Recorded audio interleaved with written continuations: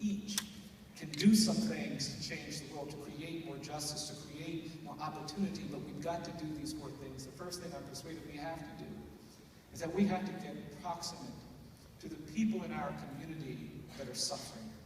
We've got to get closer to the parts of our community where there's abuse and neglect and despair and violence.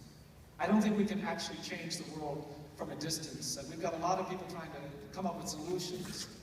And their solutions aren't working because they're coming up with solutions from a distance. They're not close enough to actually see the problem, understand the problem. There are nuances to the problems that we have to deal with. There are details to the problem that we have to deal with that you cannot understand until you get close. And I believe we've got to get proximate to those problems. Most of us have been taught our whole lives that if there's a part of town where the schools aren't functioning very well, if there are areas in this county where people are dealing with addiction and despair and violence and abuse, if there are sections where there's a lot of illness and disability, if there are places where there's poverty and marginalization, most of us have been taught, stay as far away from those parts of town as possible.